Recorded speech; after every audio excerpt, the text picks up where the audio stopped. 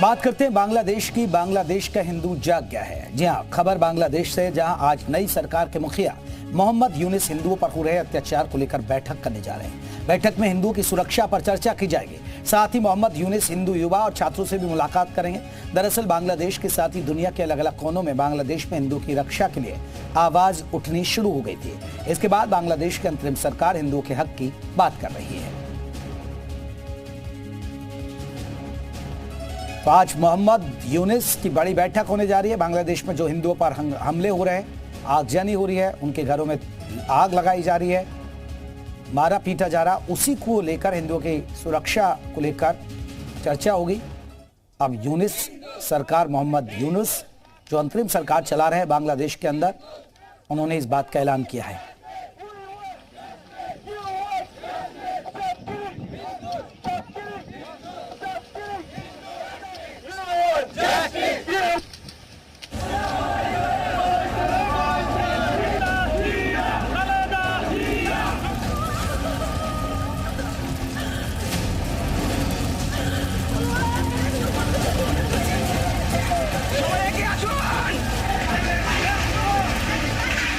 बांग्लादेश में हिंदुओं के आगे झुकी नई सरकार।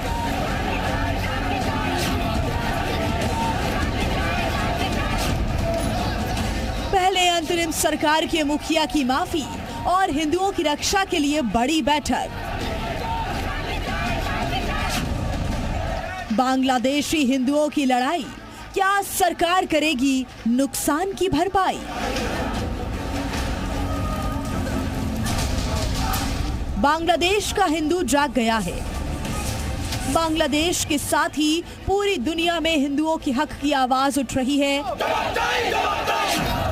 जगह जगह प्रदर्शन हो रहे हैं। इसका असर बांग्लादेश की अंतरिम सरकार पर भी दिखाई दे रहा है।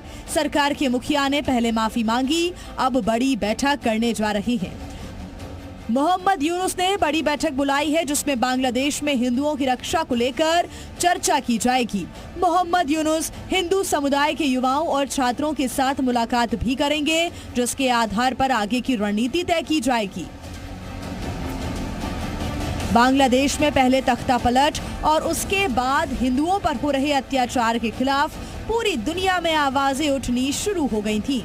अमेरिका, इंग्लैंड और भारत में अलग अलग जगहों पर हिंदू संगठनों के लोग प्रदर्शन कर हिंदुओं की रक्षा की मांग कर रहे थे।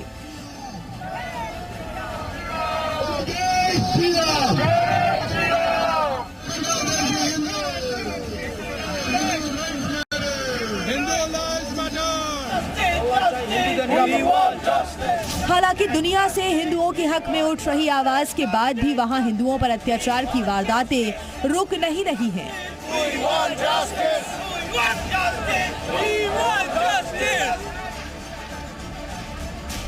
बांग्लादेश में हिंदुओं पर हमले का ये नया वीडियो है। जिन बस्तियों में आग लगाई गई है, जिन घरों को जलाया गया है, ये घर, ये बस्तियां हिंदुओं की है।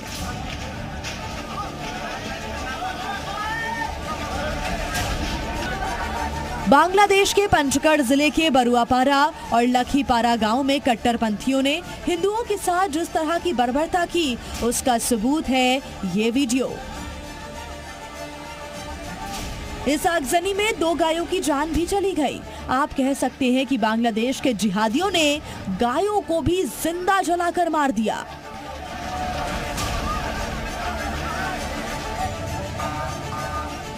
हिंदुओं के साथ ऐसी क्रूरता करीब 2 हफ्तों से वहां ज्यादा हो रही है। बांग्लादेश के 52 जिलों में ऐसे हालात हैं। 400 से ज्यादा हिंदुओं की मौत हो चुकी है। हजारों आशियाने उजाड़ दिए और सैकड़ों दुकानें जलाकर राख कर दी गई। और अब जाकर ढाका में बनी नई सरकार की नींद खुली है। शपथ ग्रहण के करीब 100 घंटे बाद मोहम्मद यूनुस की सरकार ने हिंदू समेत अल्पसंख्यकों से माफी मांगी है। মসজিদে গিয়ে সারাক্ষণ নামাজ পড়েন, এটা হিসাব আপনাকেও দিতে হবে যে আপনি কেন প্রোটেক্ট করতে পারলেন না যারা আপনার কাছে প্রোটেকশন চেয়েছে। এটা আমাদের ধর্মেই আছে যে আপনি প্রোটেক্ট করবেন, বিং মেজরিটি। সেটা না করে যদি এটা করেন, এটা মৌলানা সাহেবদের জিজ্ঞেস করেন। আমি আশা করি আমার মাইনরিটি ভাইদের, ভাই আমি মাপ চাই আপনাদের হাতে। মাফ, কারণ একটা বিশৃঙ্খলার মধ্যে দিয়ে আমরা এখনও যাচ্ছি। আমরা আপনাদেরকে কিছু কিছু জায়গায়, বাট অনেক জায়গায় শুনেছি যে সোসাইটি প্রোটেক্ট করেছে। আমি ক্ষমা চাচ্ছি যে পুলিশ, র্যাব, অন্যান্য বাহিনীগুলো যাদের আমি এমপ্লয় করতে পারতাম, তাদের অবস্থা এখনো ভালো না, তো ফিরে আসবে। हाथ जोड़कर माफी मांग रहे ये जनाब सखावत हुसैन हैं। बांग्लादेश की फौज में ब्रिगेडियर जनरल रह चुके हैं। फिलहाल नई सरकार में गृह मंत्रालय के सलाहकार हैं। एक तरह से समझिए कि बांग्लादेश का गृह मंत्रालय हुसैन साहब ही संभाल रहे हैं। इनकी तारीफ इसलिए की जानी चाहिए क्योंकि इन्होंने कम से कम अल्पसंख्यकों से माफी तो मांगी और ये भी कबूला कि अल्पसंख्यकों पर जुल्म हुए। लेकिन ह्यूमन राइट्स वॉच ने तो सियासी हिंसा दिखाकर अल्पसंख्यकों पर अत्याचार का चैप्टर ही क्लोज कर दिया था। हमें उम्मीद है कि मानवाधिकार के ग्लोबल ठेकेदार अब शर्मिंदा हो रहे होंगे। जहां तक यूनुस सरकार की माफी का सवाल है तो ये माफी उन्होंने इसलिए नहीं मांगी क्योंकि हिंदुओं पर अत्याचार देखकर उनका दिल भर आया, बल्कि ये माफी इसलिए है क्योंकि ढाका से लेकर दिल्ली और वॉशिंगटन तक जिस तरह दुनिया भर में मौजूद हिंदुओं ने आवाज उठाई, उससे बांग्लादेश की नई सरकार को माफी मांगने के लिए मजबूर होना पड़ा। लेकिन माफी के बीच भी वहाँ का शासन हिंदू, सिख और ईसाइयों को यानी अल्पसंख्यकों को सुरक्षा की गारंटी नहीं दे पा रहा।